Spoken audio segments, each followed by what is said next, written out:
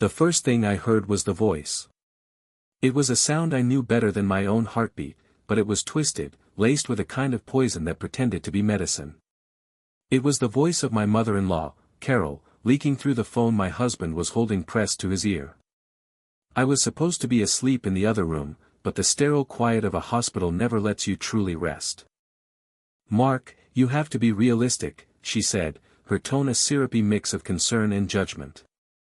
"She's just fragile.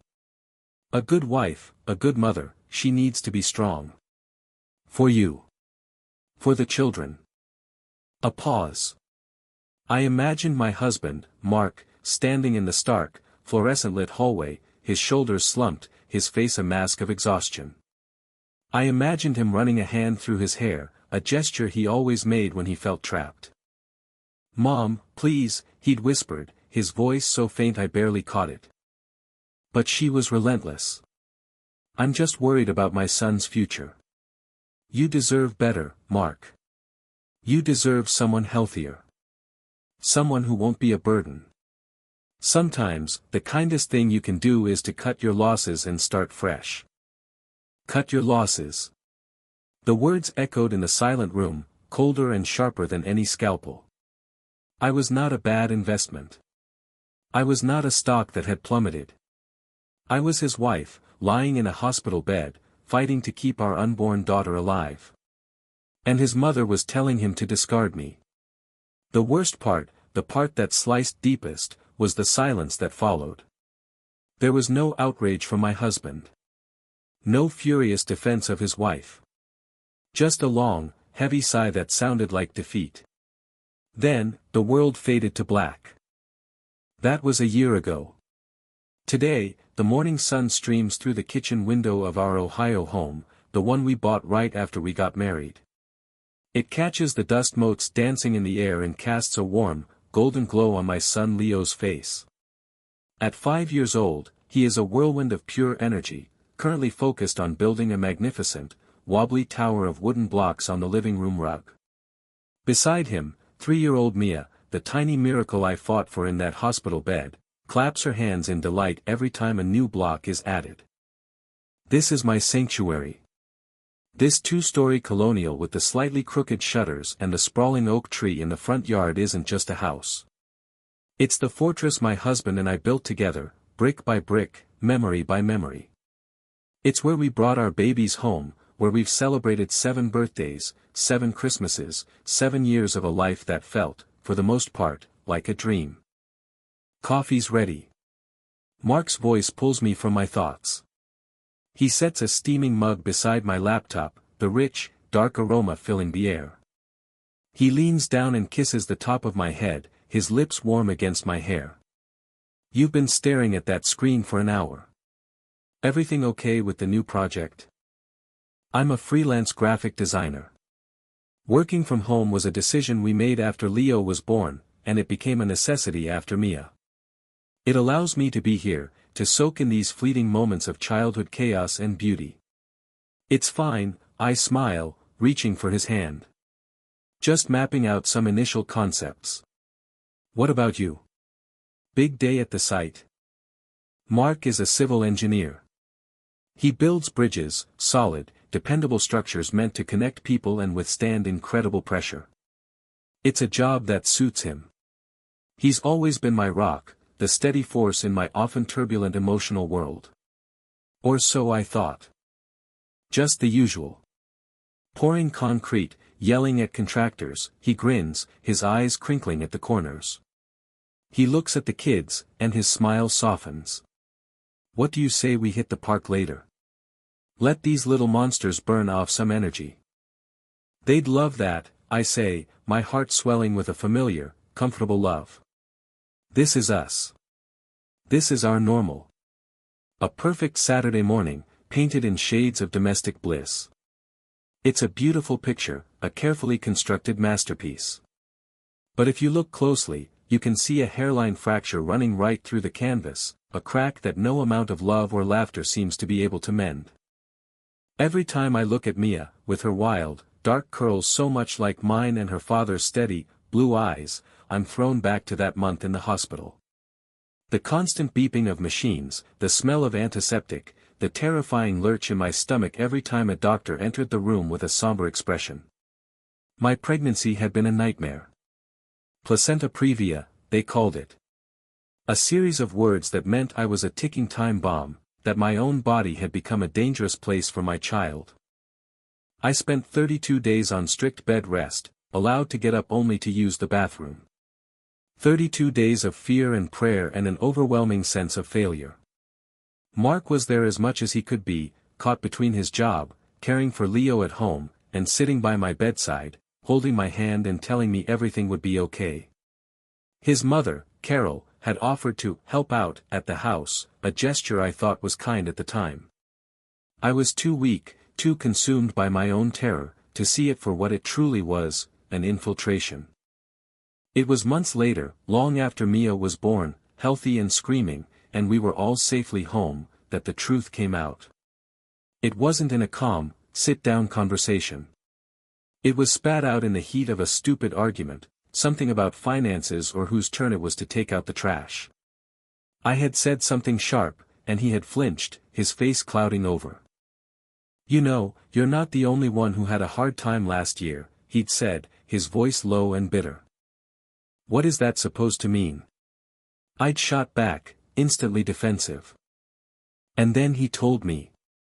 He told me about the phone calls. The constant, dripping poison from his mother. He recounted her words, almost verbatim. "She's too fragile. You deserve better. Cut your losses." I remember the silence that fell over the room when he finished. The air grew thick and heavy. I couldn't breathe. It felt like the floor had dropped out from under me. I stared at him, at this man I had trusted with my life, with my heart, and I saw a stranger. "Why?" It was the only word I could manage to choke out. "Why are you only telling me this now?"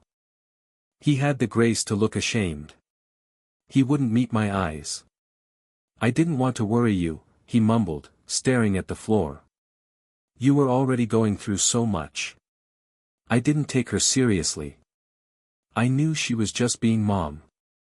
Didn't take her seriously. The words were a dismissal of my pain, of the gravity of her betrayal. To him, it was just his mother being her usual, overbearing self. To me, it was a fundamental violation.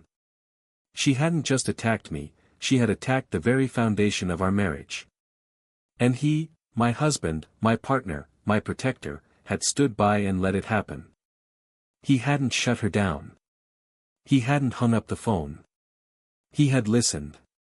And then he had buried it, hiding the truth from me for months, letting me believe his mother was a source of support when she was actively campaigning for my replacement. I never got an apology. Not from her, and not a real one from him. We just moved on. We swept the jagged, broken pieces of that trust under the rug and pretended our home was still whole. We focused on the baby, on Leo, on slipping back into the comfortable rhythm of our lives. But the fracture remained. A deep, invisible wound that ached with a dull, constant pain. It was a wound I learned to live with, a scar on the landscape of our marriage that I tried my best to ignore. Until today. Until the moment the past came roaring back, threatening to tear everything apart. The phone rings, a shrill, intrusive sound that shatters the morning's peace. Mark picks it up from the kitchen counter.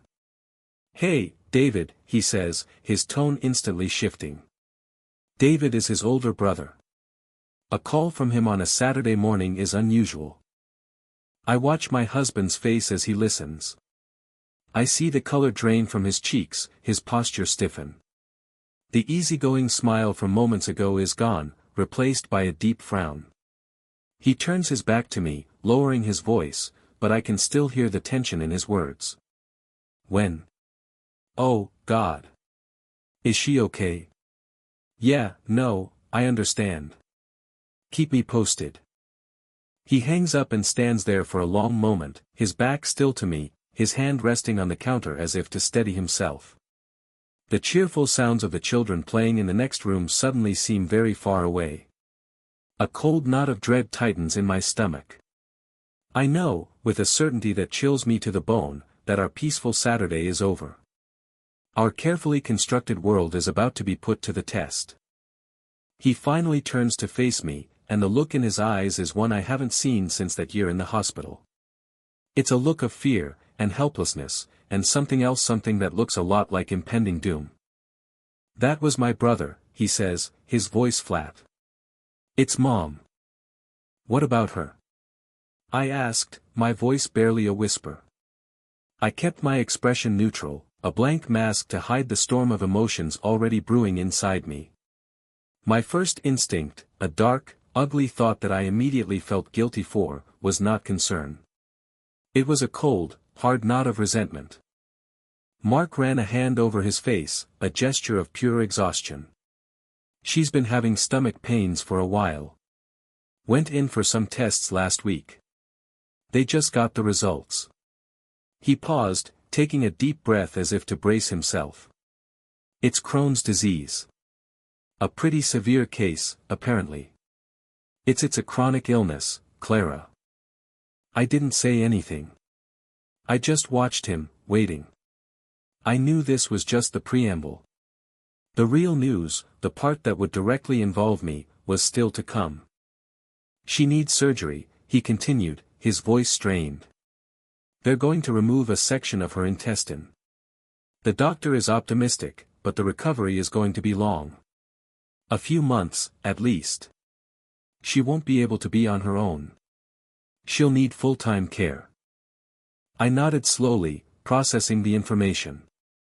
A part of me, the part that still believed in decency and compassion, felt a flicker of sympathy.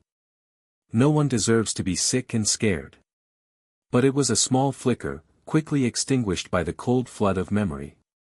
I remembered lying in that hospital bed, feeling my own body betray me, while this same woman was systematically trying to poison my husband's mind against me. And then it came. The request I had been dreading from the moment he said her name. He walked over to the table and sat down across from me, his hands clasped together, his gaze pleading. "Clara, I was thinking," he faltered, looking down at his hands before forcing himself to meet my eyes. "The thing is, David's apartment is too small, and his wife works long hours. And Jessica, well, with her kids, it's just not feasible for her."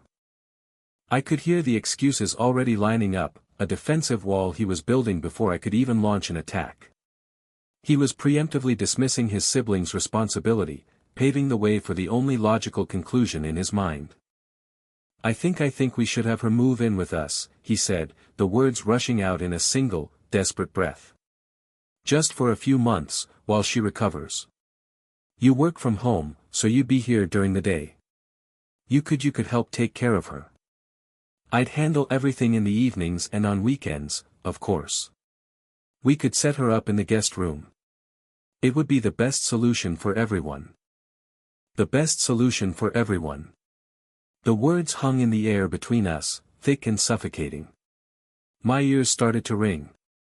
The cozy, sunlit kitchen suddenly felt like a cage. He wasn't asking me. He was telling me what the plan was, a plan he had formulated in the 2 minutes since he got off the phone, a plan that centered entirely around my unpaid labor, my emotional sacrifice, and the complete and utter disregard for my feelings. I looked at him, really looked at him. At the man I loved, the father of my children. And in that moment, all I could see was his weakness. His desperate need to appease his mother, to be the good, dutiful son, even if it meant throwing his wife under the bus. He wasn't just asking me to care for a sick relative. He was asking me to welcome my tormentor into my sanctuary and serve her. My response was quiet, but it was as final as a slamming door. "No." The single word fell into the silence with the weight of a stone. Mark stared at me, his brow furrowed in confusion, as if he couldn't possibly have heard me correctly. "What? What do you mean, no?" "I mean no," I repeated, my voice gaining strength. The fog of shock was clearing, replaced by a cold, hard clarity. "Carol is not moving into this house. And I will not be taking care of her." He blinked, a flicker of anger replacing the confusion in his eyes. Clara, be reasonable. This is my mother we're talking about. She's sick. She's scared. She needs her family. I am your family, I said, my voice dangerously low. The memories were no longer a dull ache, they were a fresh, gaping wound. Me. Leo. Mia. This is your family. And that woman your mother tried to tear this family apart. Do you remember that, Mark? Or was that just another inconvenient truth you decided to bury? He flinched, recoiling as if I had physically struck him. That's not fair. That was a year ago. She was just worried. She says things she doesn't mean when she's stressed. She meant every word, I shot back, my voice rising. I stood up, too agitated to sit still. I started pacing the length of the kitchen, the motion a poor outlet for the fury coursing through my veins. She told you to cut your losses. She called me a burden. She did that while I was lying in a hospital, terrified I was going to lose our daughter. That's not stress, Mark. That's cruelty. That's malice. You're holding a grudge, he accused, his voice turning petulant. It's cruel. Family helps family, no matter what. That's what people do. I stopped pacing and whirled to face him, my hands clenched into fists at my sides. No matter what. Really? So there's no line. There's nothing she could do that would have consequences. She could actively campaign for the destruction of our marriage, and my only acceptable response is to welcome her into my home and spoon-feed her soup. Is that what you're telling me? You're being dramatic, he exclaimed, his face flushed with frustration. She's an old woman who is about to have major surgery. And I'm the woman who fought for my life and my daughter's life in a hospital bed. I yelled, the sound raw and painful in the quiet house. From the living room, the children's laughter faltered, replaced by a sudden silence. The sound of their quiet hit me like a punch to the gut. I lowered my voice, but the intensity remained. This house, Mark. This is my safe harbor. It's the only place in the world where I feel completely and utterly safe. I will not have her here. I will not allow her toxicity, her judgment, her presence to contaminate the one place my children and I have to feel secure. End of discussion. He stared at me, his mouth agape. He looked utterly defeated, not by my logic, but by my refusal to bend. In his mind, my compliance was a given. My no was not a boundary, it was a betrayal. I can't believe you, he whispered, shaking his head. I can't believe how cold you're being. He stood up and walked out of the kitchen without another word. I heard him in the living room, his voice artificially cheerful as he told the kids to go get their shoes, that Daddy was taking them to the park. I stood there, trembling, my heart pounding against my ribs. The smell of coffee had turned bitter in the air. The sun was still shining, the dust was still dancing, but my sanctuary had been breached. The war I thought was over had just begun. The hours that followed were filled with a tense, suffocating silence. Mark took the kids to the park, leaving me alone in a house that suddenly felt too big, too quiet. I tried to work, but the words on my screen swam before my eyes. All I could see was Mark's face, a mixture of disbelief and accusation. All I could hear was Carol's voice, whispering poison into his ear. Cut your losses. When they came back, the children were full of sugar from ice cream and stories about the big slide. Mark, however, avoided my gaze. He moved around me as if I were a piece of furniture, his silence a palpable, suffocating blanket. He fed the kids lunch, put them down for their naps, and then disappeared into the garage. The sound of his power tools was an angry buzz that vibrated through the floorboards, a clear message of his displeasure. My phone buzzed on the counter. A text from a number I didn't recognize. I opened it. This is Jessica. Mark told me you won't let Mom stay with you. I can't believe how heartless you're being. She's old and she's sick. She's your family. My fingers trembled as I typed a reply. She's also the woman who told my husband to divorce me while I was in the hospital. I hit send before I could second-guess myself. A wave of defiant satisfaction washed over me, quickly followed by a sickening wave of dread. I had just thrown a grenade into the already fraught landscape of my husband's family. Her reply came back almost instantly. That was a long time ago. She was just worried about her son. She's sorry. Sorry. That was news to me. She had never, not once, apologized. The one time the subject had come up, months after the fact, she had brushed it off with a dismissive wave of her hand. Oh, that, she'd said, as if referring to a forgotten grocery item. I was just worried about Mark's future. It's a mother's burden to bear. There was no remorse, no regret. Only self-justification. I didn't reply to Jessica. I tossed my phone onto the sofa as if it were contaminated. The pressure was mounting, a coordinated attack from all sides. They were painting me as the cold, unforgiving villain, the cruel daughter-in-law who would deny a sick old woman a place to recover. They were conveniently erasing the context, whitewashing the past to fit their narrative. And the worst part was, my own husband was letting them do it. He was their primary source, the one feeding them the story of his unreasonable wife. That night, Mark slept on the couch. He didn't say he was going to, he just didn't come to bed. I lay there in the darkness, the space beside me a cold, empty expanse. I could hear the faint sound of the TV downstairs.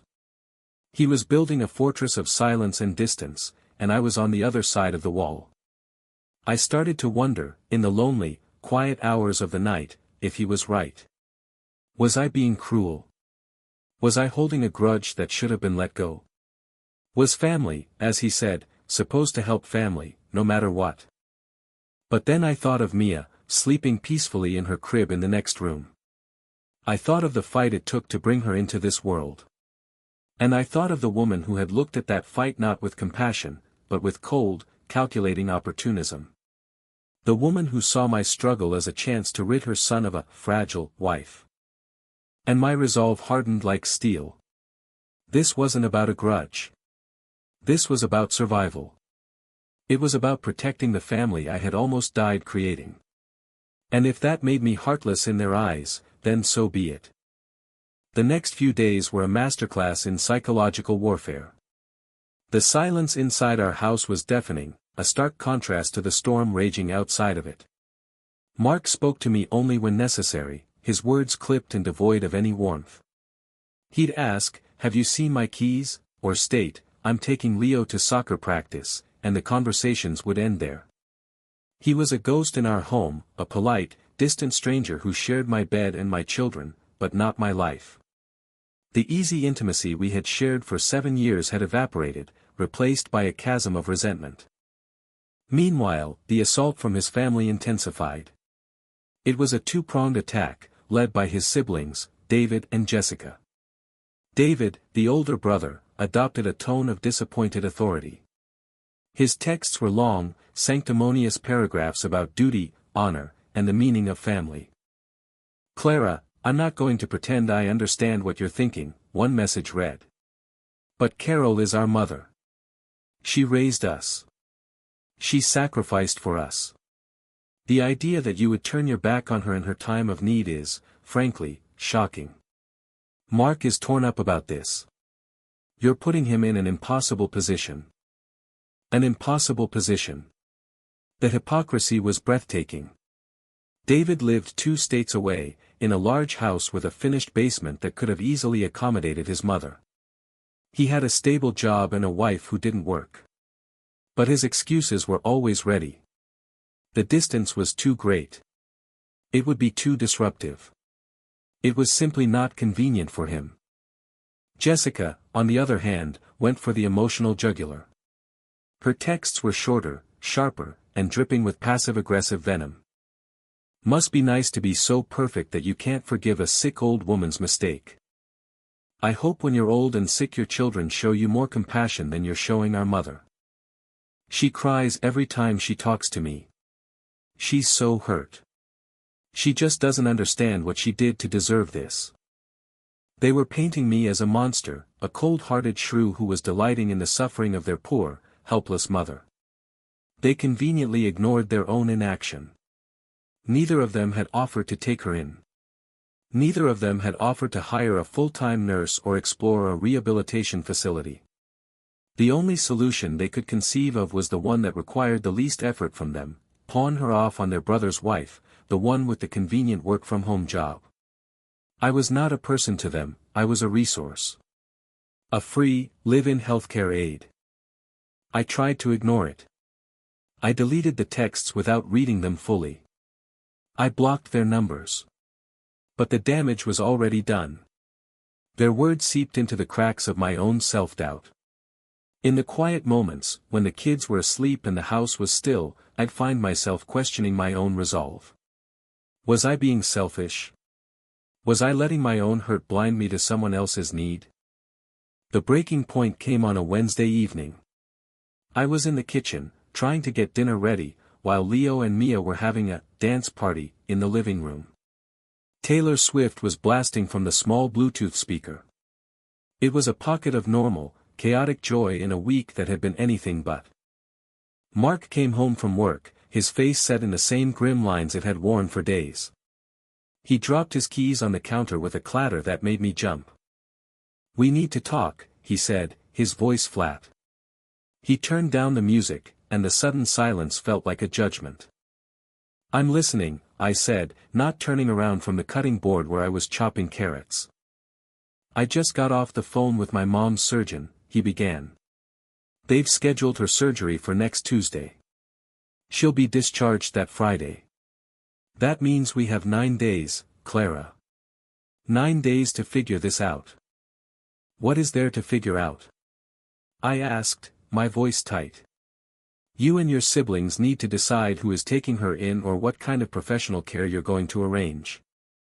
He let out a short, harsh laugh that held no humor. "You make it sound so simple. David says he can't. Jessica says she can't.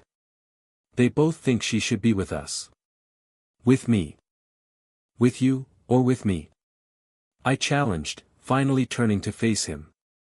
I held the kitchen knife in my hand, my knuckles white. "Let's be honest, Mark. You're not the one who will be changing her bandages, helping her to the bathroom, making sure she takes her medication on time. You'll be at work for 10 hours a day. That will be me. This isn't about her being with you. This is about her being with your unpaid, on-call caregiver." His face flushed a deep, angry red. "It's not like that, and you know it. It's what makes the most sense. Why are you so determined to make this difficult?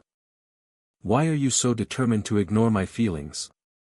I shot back, my voice rising to match his. "Why is my trauma, my pain, completely irrelevant in this equation? Why do your mother's comfort and your siblings' convenience take precedence over your wife's well-being?" I took a shaky breath, my resolve hardening with every word I spoke. "I've been thinking about this all week. I've read every guilt-tripping text from your brother and sister. And I keep coming back to the same question." "What question?" he asked, his arms crossed over his chest in a defensive posture. This was it. The point of no return. I looked him straight in the eye, my gaze unwavering. "Why me, Mark? Why does this fall to me? David is the firstborn son. In so many families, that would make him the one responsible. Jessica is her daughter, the one she supposedly has such a close relationship with. They are her children, her blood. Why are they so quick to absolve themselves of any real responsibility and pass the buck to me, the daughter-in-law she despises?" He opened his mouth to reply, but no words came out. He just stared at me, cornered. The excuses he had used before David's small apartment, Jessica's busy schedule sounded flimsy and pathetic even in his own mind. He knew I was right. He knew his siblings were shirking their duty. But admitting it would mean admitting that he was complicit, that he was willing to sacrifice me for their comfort. "It's because it's easy, isn't it?" I continued, pressing my advantage. The words poured out of me now, a torrent of frustration and hurt. It's easier for you to pressure your wife than to stand up to your brother and sister. It's easier for them to call me heartless than to actually step up and make a sacrifice. Everyone gets to feel like a good, caring child without having to do any of the actual, messy, inconvenient work of caring. I'm just the easy way out. The path of least resistance. He finally found his voice, but it was weak, defensive. That's not true. It's not about what's easy. Then what is it about? I demanded. Because from where I'm standing, it looks like the entire family has decided that my home, my time, and my emotional stability are expendable commodities. You act like my job is just a little hobby I do to pass the time. It's not. It's a career. It pays our mortgage, the same as yours. You act like my peace of mind is negotiable. It's not. I fought for it. I fought for it in that hospital, and I've been fighting for it every day since. I laid the knife down on the counter with a sharp click. My hands were shaking. So, no, Mark. My answer is still no. And it will continue to be no. You and your siblings need to figure this out. You need to be the adults you claim to be and take responsibility for your own mother. Leave me out of it. The silence that followed was different. It wasn't just angry anymore. It was final. I had drawn a line not just in the sand, but in solid rock. I had directly challenged the unspoken family dynamic, the one where Mark's needs, as dictated by his mother and siblings, always came first. I had refused to play my assigned role.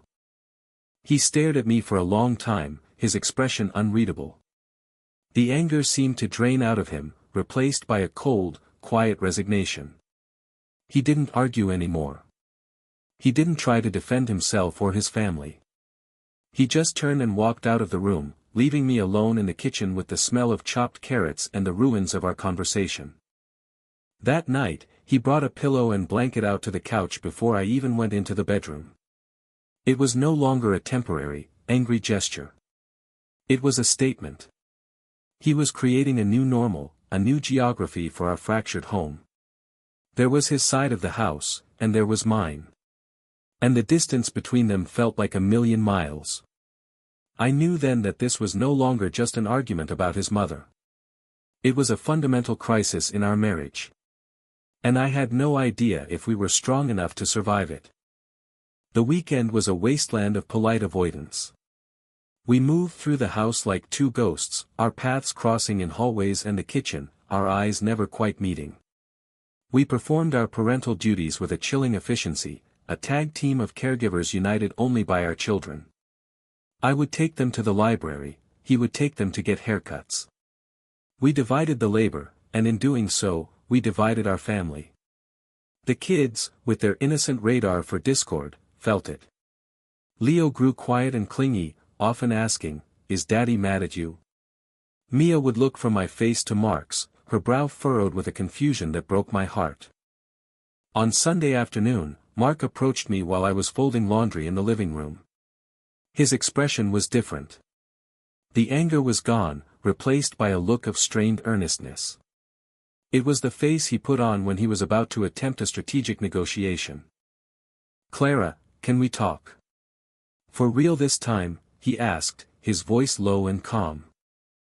I paused, a tiny, foolish flicker of hope igniting within me. Maybe he had listened. Maybe he understood. I nodded, folding a small t-shirt and placing it carefully on the pile. "Okay. I've been thinking about what you said," he began, sitting on the edge of the ottoman. "About my brother and sister. And you're not wrong. It's not fair that it all falls on you." The hope grew brighter. I held my breath. "So I had an idea," he continued, leaning forward. "A compromise." I eyed him warily. The word compromise, coming from him usually meant I would be the one doing all the compromising. "What if we arranged for a home health aide?" he proposed. "Someone could come in for a few hours every day. Monday through Friday, say from 9 to 3. They could handle the main care, the medical stuff, helping her bathe, that sort of thing. That would take the pressure off you. You just have to be present. In the house. In case of an emergency. And I'd handle everything else, mornings, nights, weekends. It's the best of both worlds. She gets to be with family, but you don't have to be her primary caregiver. He looked at me, his eyes wide with expectation, as if he had just presented the perfect, unassailable solution. He thought he had addressed my primary complaint, the physical labor of caregiving. But he had fundamentally misunderstood the nature of my objection. It was never just about the work. It was about the presence. It was about the violation of my sanctuary. I shook my head slowly, the flicker of hope dying as quickly as it had appeared. Mark, you're still not hearing me. My objection isn't just about changing bandages. It's about having her here. In this house. In my space. The place where I am supposed to feel safe. His face fell. The negotiator's mask crumbled, revealing the raw frustration beneath. For God's sake, Clara. I'm offering to hire help. What more do you want? I want peace in my own home. I said, my voice trembling with a week's worth of pent-up emotion. I want to be able to walk into my kitchen without my stomach twisting into knots because the woman who wished my marriage away is sitting at my table. I want to be able to work in my office without hearing her voice down the hall. I don't want her criticism, her judgment, her passive-aggressive sighs hanging in the air like a toxic fog. Hiring a nurse doesn't change that. It doesn't change the fact that her presence here is a constant, living reminder of the worst time in my life and of her betrayal. I can't heal with the source of my wound living under my roof. So that's it. There's no compromise for you. It's just, no matter what, he asked, his voice laced with disbelief. My no is the compromise, Mark, I said, looking him dead in the eye. A year ago, I could have left you. When you told me what your mother said, and that you hid it from me, I had every right to walk away. But I didn't. I stayed. I chose to forgive you for your silence, for your failure to protect me. I compromised. I buried my own pain to keep this family together. Now, I am asking for one thing in return, that you protect me from her. And you can't even do that. My no is not me being cruel. It's me finally drawing a line that you and your family have been trying to erase. He stared at me, speechless. He had no counterargument. I had laid bare the truth of our history, the debt he still owed me, the one he was refusing to pay. He stood up, shaking his head not in anger, but in what looked like utter despair. I don't know what to do, he whispered, more to himself than to me. I'm trapped. He walked away, leaving me with the pile of clean laundry and the bitter taste of a victory that felt exactly like a defeat. The next day, Mark escalated his campaign. If I wouldn't yield to his logic, perhaps I would yield to his mother's performance. He arranged a video call. He didn't ask me, he informed me. Mom wants to talk to you. We're calling her at 7. At 7 o'clock, I found myself sitting stiffly on the sofa, Mark beside me, holding his phone. Carol's face appeared on the screen, pixelated and pale. She was in her own living room, propped up with pillows, a caricature of a frail, sick woman. The performance was flawless. Her voice was weak, her movements slow. Clara, dear, she began, her voice a reedy whisper. Mark told me you were hesitant about me coming to stay. I remained silent, my face a stony mask. I just wanted to say, she paused, dabbing at a non-existent tear with a tissue. I know what I said last year was hurtful. I wasn't thinking clearly. When a mother sees her son in pain, she gets irrational. I was just so worried about his future. I was scared for him. There it was again. The non-apology. The masterfully crafted statement that framed her cruelty as a symptom of her deep, maternal love. It was a justification, not an admission of guilt. She wasn't sorry for what she did, she was sorry I was making a fuss about it. My silence stretched, becoming uncomfortable. Mark nudged me with his elbow, a silent plea to say something, anything, to smooth things over. I leaned forward, my voice clear and steady, devoid of the emotion she was so desperately trying to provoke. That is not an apology, Carol. She blinked, her frail act faltering for a split second. I beg your pardon. An apology is when you acknowledge the hurt you caused the other person, I explained, as if to a child. It's when you say, I am sorry for the pain I caused you. What you just gave me was an explanation for your behavior. You told me why you did it. You haven't once acknowledged that what you did was wrong, or the profound damage it did to me and to my marriage. Carol's face crumpled. This time, the tears looked real. They were tears of frustration and outrage. She had played her best card, the sick, remorseful mother, and I had refused to fold. She looked at Mark, her expression a silent, screaming accusation. See how cruel she is. I don't know what else you want from me, she stammered, her voice thick with self-pity. I don't want anything from you, Carol, I said softly. That's the point. I just want to be left alone. Before she could respond, I stood up and walked out of the room. I went upstairs to check on the kids, my heart hammering in my chest. I had done it. I had faced the dragon in her den and refused to be burned. But the victory felt hollow. Downstairs, I could hear Mark's low, soothing voice, comforting his mother, apologizing for my behavior. He was on her side. He had chosen her side. The rest of the evening passed in a fog of animosity. Mark didn't even try to speak to me. He slammed cabinets in the kitchen, his anger a percussive rhythm in the house. He was furious that I had not accepted the olive branch, that I had humiliated his mother. Later that night, as I was getting ready for bed, he came into the bedroom. He didn't look at me. He just started pulling his clothes out of the closet, piling them on the bed. Shirts, pants, sweaters. What are you doing? I asked, my voice barely audible. I'm moving my things into the guest room, he said, his back to me. Permanently. I can't sleep in the same bed as someone so unforgiving. Unforgiving. The word hit me like a physical blow. He saw my boundary as a lack of mercy. He saw my self-preservation as a sin. He was recasting me as the villain of his story, and he was punishing me for it. He was exiling himself, but it felt like he was exiling me from our marriage. I watched him carry a stack of shirts out of the room, his shoulders rigid. The space he left behind felt vast and cold. This was the midpoint of our crisis. We were no longer just on opposite sides of an argument, we were on opposite sides of a moral universe. He believed family was an unconditional bond that demanded infinite forgiveness and sacrifice. I believed it was a relationship that required respect and trust to survive. And there was no bridge that could span the chasm between those two beliefs.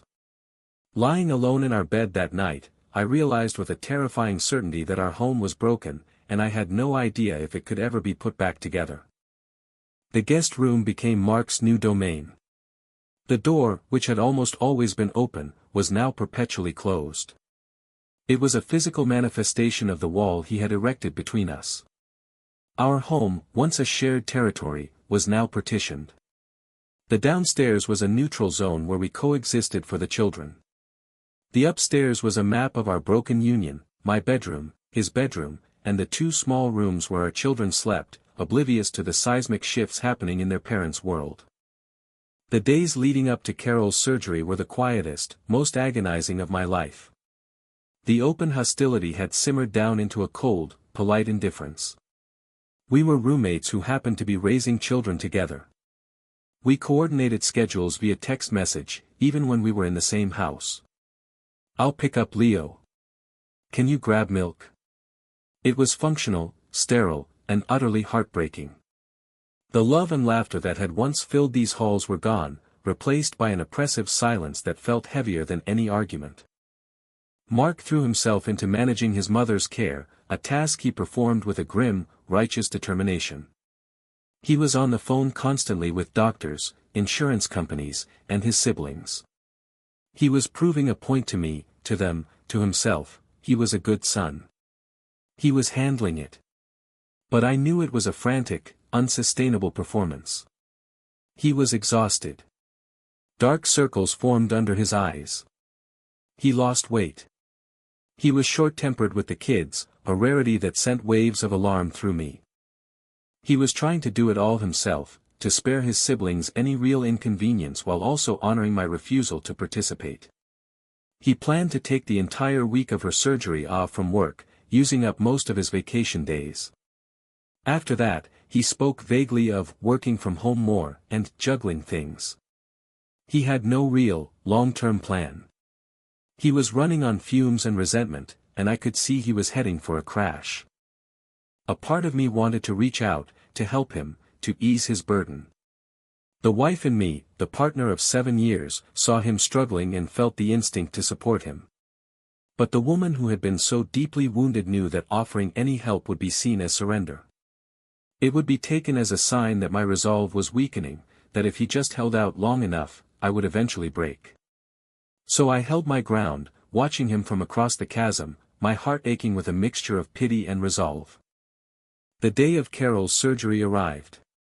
Mark left before the sun was up, his face a pale, anxious mask. He didn't say goodbye. I just heard the front door click shut in the pre-dawn stillness. I was alone with the kids, my day stretching before me with an unnerving sense of normalcy. I made them pancakes, I answered emails for a client, I built a magnificent fort out of pillows and blankets in the living room. It was a perfectly ordinary day, yet it felt monumental. Somewhere across town, the woman who had become the epicenter of my life's crisis was being cut open. I felt a strange and unsettling detachment, as if watching a movie about someone else's life. Mark's texts throughout the day were terse and clinical. She's in pre-op. Surgery started at 8:15. Still in surgery. It's taking longer than they said. Each message sent a jolt of anxiety through me, despite myself. I wasn't worried for Carol, not really. But I was worried for Mark. I was worried for the fallout, for the next chapter of this nightmare, whatever it might be. Finally, late in the afternoon, a new message came through. She's out. In recovery. The surgeon said it was complicated but successful. He'll be by to talk to us soon. Us. The word twisted in my gut.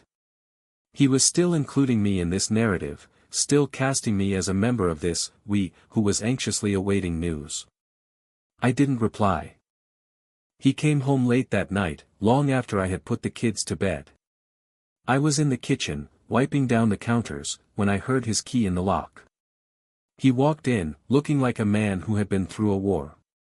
His clothes were rumpled, his face was ashen, and he moved with the heavy, leaden steps of someone who was emotionally and physically drained. He dropped into a chair at the kitchen table, burying his face in his hands. He didn't speak for a full minute. I continued wiping the counter, the repetitive motion a strange comfort. It was bad, Clara, he finally said, his voice muffled by his hands. Worse than they thought. The doctor said she's lucky. The disease was very aggressive. He looked up at me, his eyes red-rimmed and pleading. For the first time in weeks, the anger was gone, replaced by a raw, desperate vulnerability. She's in so much pain. She's so weak. She just looks so small in that big bed. My heart constricted. This was my husband. The man I had promised to love in sickness and in health. And he was in pain. His carefully constructed armor had crumbled, and he was hurting. I stopped wiping the counter and sat down in the chair across from him. I didn't say anything. I just listened. My brother called for 5 minutes, he said, his voice thick with a bitterness I'd never heard from him before. Asked if she was okay, then started talking about a deal he's trying to close. Jessica sent a text with a bunch of prayer hand emojis. That was it. That was the extent of their support. He let out a shaky breath. They're not going to help, are they? Not really. It's all on me. It was the first time he had admitted it out loud. The first time he had acknowledged the truth I had thrown at him a week ago. It wasn't a victory. It was a tragedy. No, Mark, I said softly. It's not all on you. He looked up, a flicker of hope in his tired eyes. You mean you'll help? I had to choose my next words very carefully. I can't help with her care. My feelings on that haven't changed. But I can help you. He looked confused. What's the difference? The difference, I said, leaning forward, is that I am still your wife. I can make sure you have a hot meal when you come home. I can handle the kids so you don't have to worry about them. I can listen when you need to vent. I can be your partner in our life, while you deal with your responsibilities to her. I can support you, Mark. But I cannot and will not support her. It was a new kind of boundary. A subtle but crucial distinction. I was separating my duty to him from the duty he was trying to impose on me. I was offering him the support of a wife, but refusing to perform the duties of a daughter-in-law. He seemed to process this, his mind slowly working through the implications. It wasn't the total surrender he had hoped for, but it wasn't the complete rejection he had been living with. It was something in between. A lifeline. He nodded slowly. Okay, he whispered. Okay. For the first time in what felt like an eternity, a fragile truce settled over our house. It wasn't forgiveness. It wasn't a solution. But it was a start. He started eating dinner with me and the kids again. He stopped slamming cabinets. He even slept on the couch in the living room instead of hiding away in the guest room, which felt like a small but significant step back toward our shared life. The next few days were a blur for him. He spent every waking moment he could at the hospital, returning home late each night, utterly spent. I kept my promise. I kept the house running. I kept the children happy and blissfully unaware. I listened as he recounted the daily struggles, the battles with nurses, the frustration with his mother's slow progress, the mounting fear of what would happen when she was discharged. Her discharge date was set for Friday. It loomed over us like a guillotine. The temporary truce was about to face its ultimate test. He still had no plan. On Thursday night, the night before she was scheduled to come home, he came to me, his face a mask of sheer panic. He had a stack of pamphlets in his hand from the hospital social worker. Rehabilitation centers. Skilled nursing facilities. Home health agencies, he said, dropping them on the table. I don't know what to do, Clara. They're all so clinical. So expensive.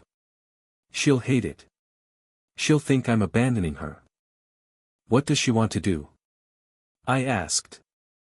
She wants to come here, he said, his voice cracking. It's the only thing she's asked for. She cried today. She begged me not to put her in a home.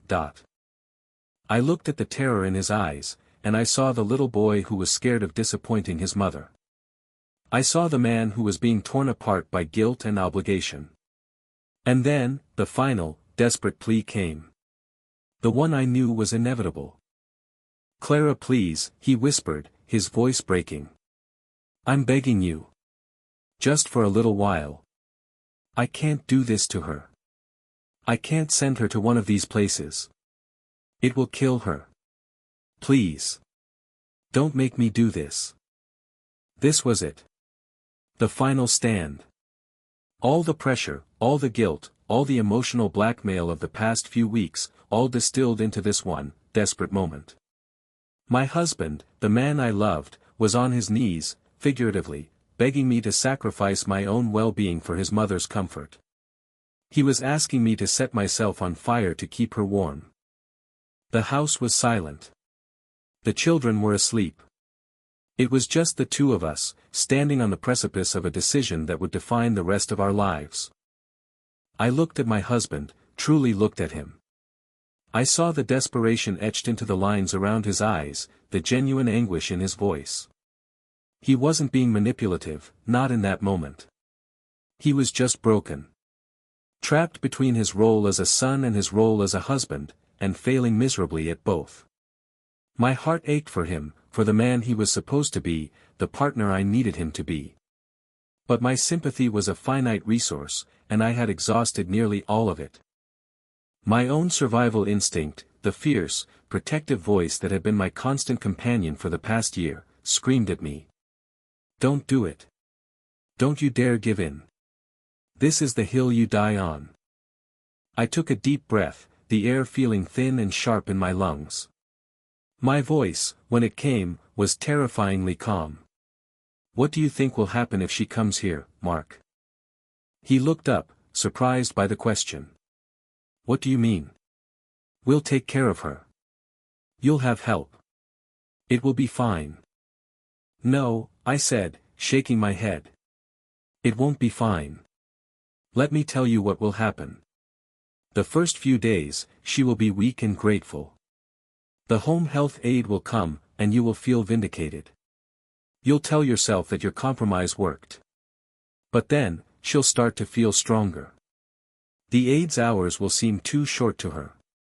She'll need a glass of water just after the aide leaves. She'll drop her remote control and need someone to pick it up. And I will be the only one here. I started to pace, the words flowing out of me now, a prophecy of a future I could see with blinding clarity. Her requests will turn into demands. Her gratitude will curdle into expectation. She will start commenting on how I run my house. The way I load the dishwasher, the brand of coffee I buy, the fact that the kids are being too loud while she's trying to rest. She will do it with a smile, framing it as helpful advice, but we will both know what it is, criticism. A constant, low-level hum of disapproval. I stopped and faced him, my hands clenched. And you, Mark, you will do nothing. You'll come home from work, tired and stressed, and you won't want to deal with it. When I tell you she said something that hurt me, you'll say I'm being too sensitive. You'll say she's old and in pain and doesn't mean it. You will choose the path of least resistance. You will choose her comfort over my peace. You will slowly, day by day, allow her to erode my authority and my sanity in my own home. And our marriage, this thing that is already so fractured and fragile, will crumble into dust. That is what will happen. The silence in the room was absolute. I had painted a picture so vivid, so horribly plausible, that he couldn't deny it. He knew I was right. He knew every single word was true because it was a pattern that had played out in smaller ways for years. My prediction wasn't a guess, it was a memory of the future. He slumped back into the chair, the fight completely gone from him. He looked defeated. So what am I supposed to do? He whispered, his voice hoarse. Just let her suffer in some sterile, lonely room in a facility? She won't be suffering, Mark, I said, my voice softening slightly. She will be cared for by trained professionals, people who are equipped to handle her medical needs far better than I am. She will be safe. The only thing she won't have is a live-in servant who is also her emotional punching bag. She won't be lonely. You can visit her every single day. David and Jessica can fly in and visit her. She will have her family. She just won't have my home. He didn't answer. He just stared at the brochures on the table as if they were death sentences. The next morning, the day of her discharge, the house was thick with an unspoken, agonizing tension. Mark was a zombie, moving through the motions of getting the kids ready for the day with a mechanical slowness. He hadn't decided. I knew he was waiting, hoping for a last-minute reprieve from me, a tearful change of heart. It wasn't coming. At 10 o'clock, his phone rang. It was the hospital. It was time. He looked at me, his eyes wide with panic. It was the final moment of choice. I walked over to him, took the phone from his trembling hand, and put it on the counter. I placed my hands on his shoulders, forcing him to look at me.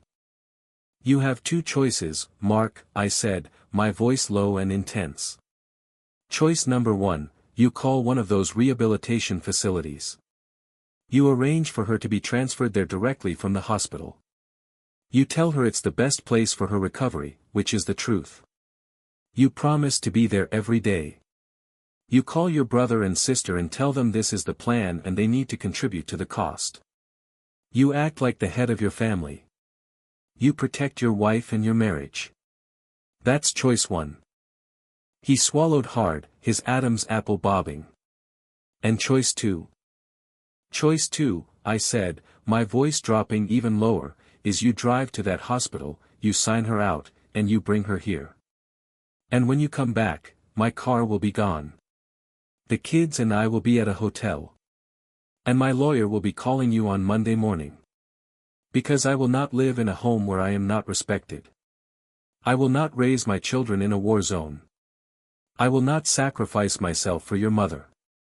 I am giving you the choice that you have refused to make for weeks. It's her, or it's me. You can't have both." Tears welled in his eyes. "Clara, don't do this. Please. You're tearing our family apart." "No, Mark," I said, my heart breaking but my resolve absolute. "I'm not the one doing the tearing. I'm simply refusing to be the thread that holds everyone else together at my own expense. The choice is yours." I let go of his shoulders and stepped back. This was the climax. The final, terrible confrontation. I had laid down the ultimate ultimatum. I had taken the abstract crisis and made it terrifyingly concrete. His indecision was no longer an option. He had to choose his future, right here, right now. He stared at me, his face a maelstrom of shock, anger, and profound sorrow.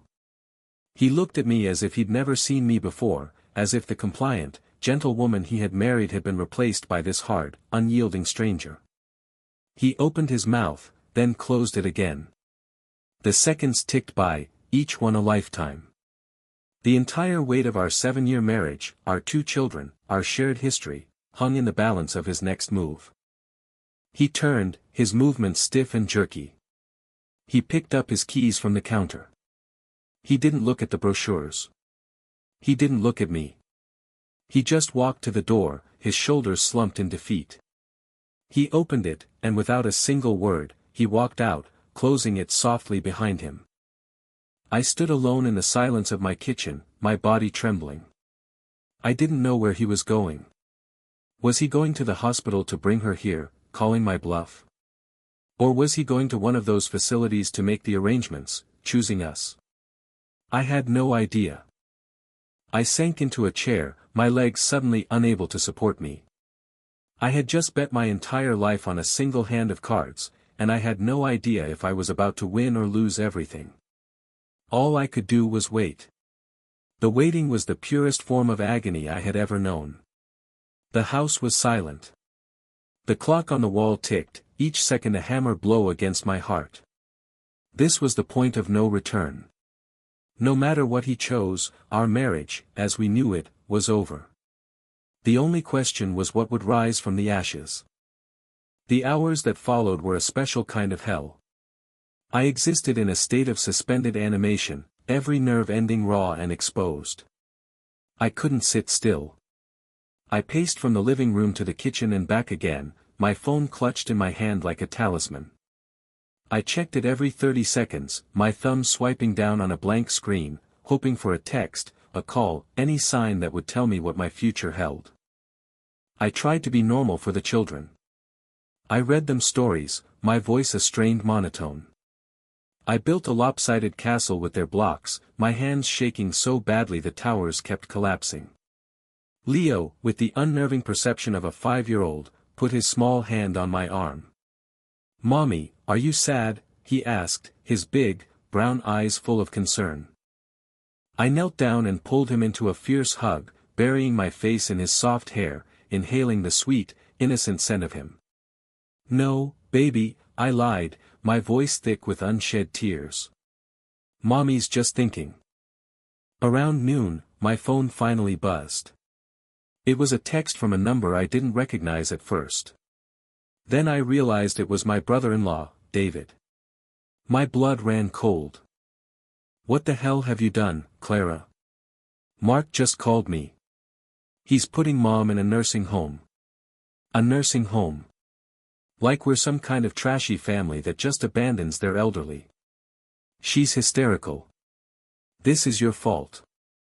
I hope you're happy." I read the message 3 times. He had made a choice. He had chosen us. Relief washed over me, so potent and overwhelming that my knees went weak and I had to sit down on the floor right where I stood. I had won. I had protected my home. But the relief was immediately chased by a profound, hollow sorrow. There was no joy in this victory. The accusatory, hateful words from his brother were just the first volley in a war that was far from over. I hadn't solved our problems, I had just chosen a different battlefield. Mark came home late that afternoon. I heard his car in the driveway and my heart began to pound a frantic, heavy rhythm against my ribs. The front door opened and closed. He walked into the living room where I was sitting on the floor with the kids. He looked like he had aged 10 years in a single day. His face was a gray, empty mask. He didn't look at me. He just walked over to the children and knelt, pulling them both into a tight, desperate hug. He held them for a long time, his eyes closed, as if he were trying to draw strength from them. When he finally let them go, he stood up and looked at me. His eyes were completely empty. The love, the anger, the frustration, it was all gone. There was nothing left but a vast, cold void. "It's done," he said, his voice flat and lifeless. "I checked her into a place called Oakwood Gardens. It's nice. The best one I could find on short notice. She has a private room." "Okay," I whispered. It was all I could manage. "She wouldn't speak to me," he continued, his gaze fixed on a spot on the wall behind my head. "She just cried. The whole time the nurses were getting her settled, she just cried and looked at me like I had stabbed her in the heart. My sister called me. She said I was a monster. A disgrace." He paused, and a single, bitter tear traced a path down his cheek. "She said Mom told her she never wanted to see me again." My own tears began to fall then, silent tears of shared grief for what we had lost. "Mark, I'm so sorry," I whispered. He finally looked at me, and the emptiness in his eyes was terrifying. "Are you?" he asked, his voice devoid of emotion. "You got what you wanted?" He turned and walked upstairs. Not to the guest room, but to our bedroom. I heard drawers opening and closing. A few minutes later, he came down the stairs carrying a small duffel bag in his laptop case. My breath hitched. "What are you doing?" "I'm going to a hotel," he said, still not looking at me. I can't be here right now. I can't look at you." The words were a physical blow, knocking the air from my lungs. "Mark, no. You chose us. We can work through this. We can start to heal." He let out a short, hollow laugh. "Heal? Clara, there's nothing left to heal. You gave me an ultimatum. You forced me to choose between my mother and my wife. You made me put my own mother, crying and begging, into a home. Do you have any idea what that feels like? You might have won the battle, but the war destroyed everything." He walked to the front door and paused, his hand on the knob. "I need to be alone. I need to think." "What about the kids?" I cried, panic rising in my throat. "I'll call tomorrow," he said, his voice distant. "I love them. I can't be here." And then he was gone. The door clicked shut, leaving me in a silence that was more profound, more final than any silence that had come before. I had fought to protect my sanctuary, to keep the enemy from breaching my walls. I had succeeded. But in the process, I had driven my husband out. I had won the house, but I had lost my home. The days that followed were a blur of numb routine. I took care of the kids. I worked. I cleaned the house.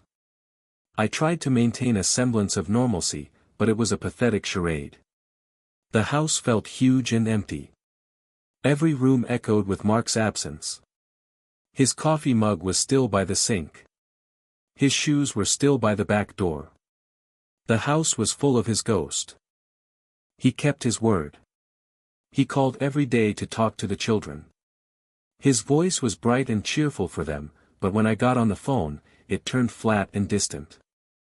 We spoke only of logistics, who would pick up Leo from T-ball, when he could take them for the weekend. We were business partners in the enterprise of our children's lives. He came by on Saturday to pick them up. He stood on the porch, refusing to come inside. The kids ran to him, squealing with delight. He hugged them tightly, but his eyes, when they met mine over their heads, were still cold and empty. The chasm between us hadn't shrunk, it had widened, hardened, and perhaps become permanent. I spent the weekend alone in the vast, silent house. It was the first time I had been truly alone in years. There was no one to take care of, no one to answer to. I should have felt free. Instead, I felt like a prisoner in the very sanctuary I had fought so hard to defend. I wandered from room to room, touching his things, the worn-out armchair where he always sat to watch football, the stack of books on his nightstand in the guest room. I realized with a sickening lurch that while I had been so focused on the threat from his mother, I had missed the real damage being done. The crisis wasn't Carol. The crisis was us. Her actions had only exposed the fatal flaws that were already there, his inability to stand up for me, my inability to forgive his weakness.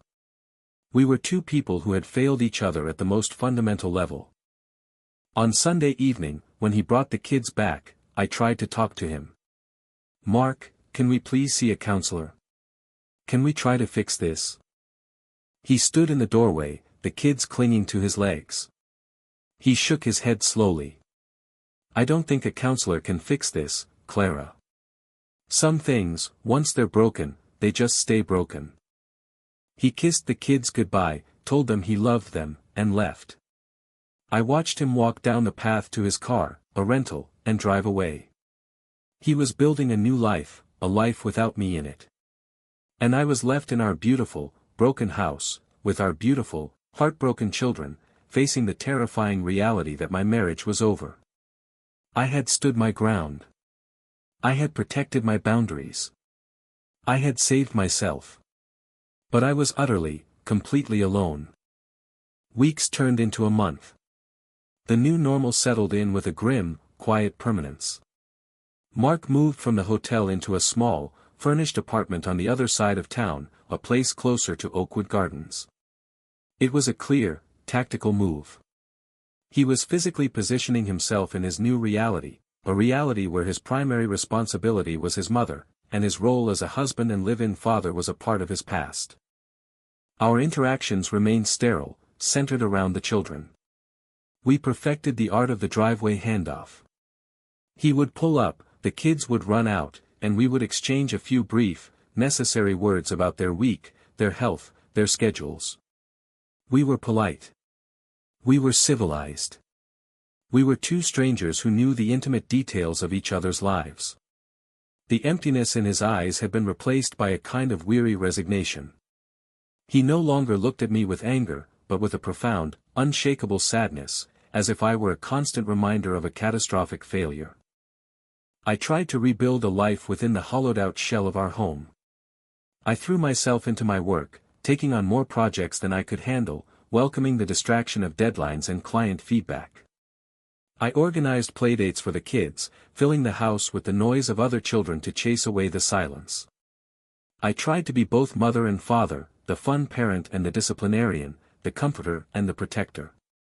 I was exhausted, running on a finite supply of emotional adrenaline that was beginning to run dangerously low. One evening, after the kids were in bed, I found myself scrolling through old photos on my phone. Pictures from our wedding, our honeymoon in Italy, the day we brought Leo home from the hospital. In every photo, we were smiling, our faces bright with a hope and love that seemed to belong to two entirely different people. I saw the man I had fallen in love with, the kind, steady man who made me feel safe, the one who promised to be my partner through everything. Where did he go? When did we lose him? The answer was painful and complex. He hadn't just disappeared. We had slowly eroded him, together. His weakness and my resentment had been like water on stone, a slow, steady drip that eventually wore away the very foundation of our love. Carol hadn't destroyed our marriage, she had simply been the storm that revealed how poorly it had been built. I never heard from his family again. After that initial, hateful text from David, there was only silence. I was excommunicated, erased from the family narrative. I imagined the stories they told themselves, the ones where I was the cold, cruel villain who had forced their brother to abandon his loving mother. It was easier for them to hate me than to confront their own cowardice and hypocrisy. One Saturday, about 2 months after he left, Mark called me. His voice was different. It was strained, heavy. "Clara," he said. "I'm at the hospital. It's Mom." My heart seized. What happened?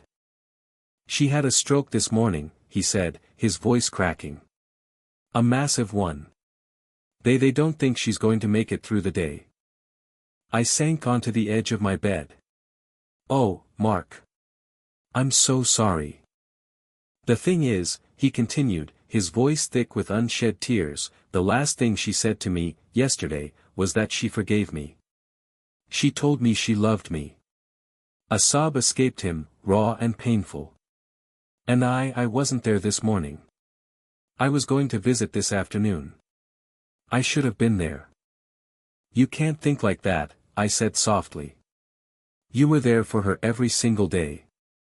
There was a long pause on the other end of the line. Can you meet me here?" he asked, his voice barely a whisper. "I don't want to be alone when it happens." It was the first time in months he had asked me for anything. The first time he had shown any sign that he still saw me as his partner in grief. "Of course," I said without hesitation. "I'll call my neighbor to watch the kids. I'll be there as soon as I can." When I walked into the waiting room of the ICU, he was sitting alone, his head in his hands. He looked up as I approached, and his face was a ruin of grief and exhaustion. I sat down next to him, and for the first time in months, I reached out and took his hand. He didn't pull away. He laced his fingers with mine, his grip tight and desperate. We didn't speak. We just sat there, two broken people clinging to each other in a sterile, silent room, waiting for death. Carol died an hour later. A nurse came out and told us gently that she had passed peacefully. Mark nodded, his face numb. We signed some papers. We made some calls. And then we walked out of the hospital and into the late afternoon sun, our hands still linked. We drove to his apartment in silence. It was the first time I had seen it. It was sparse, impersonal. A couch, a TV, a bed. It was the home of a man who didn't plan on staying. It was a waiting room for a life that hadn't started yet. He made us coffee, and we sat on the small balcony, looking out over the parking lot. "Thank you for coming," he said, his voice hoarse. "Of course," I replied. He was quiet for a long time, staring into his mug. "You know," he said finally, "when she was in Oakwood, after she got over the anger we talked. A lot. More than we had in years." He took a shaky breath. "I told her everything. About what she said to me when you were in the hospital. I told her how much it hurt you. How much it broke our marriage." I stared at him, my heart beginning to pound. At first, she denied it, made excuses. "The usual," he said with a sad smile. But after a while something changed. She was facing her own mortality, I guess. She finally admitted it. She said she was jealous. Jealous of you, of the life I had with you. She felt like she was losing me. She said she knew it was wrong, and that she was sorry. Truly sorry. Tears welled in my eyes. The apology I had needed for so long had finally come, and it was too late. It was delivered secondhand, a message from beyond the grave. She told me to fix it, Mark whispered, his gaze meeting mine for the first time with something other than emptiness. It was filled with a world of pain and regret. She told me not to lose you. She said I was a fool if I let you go.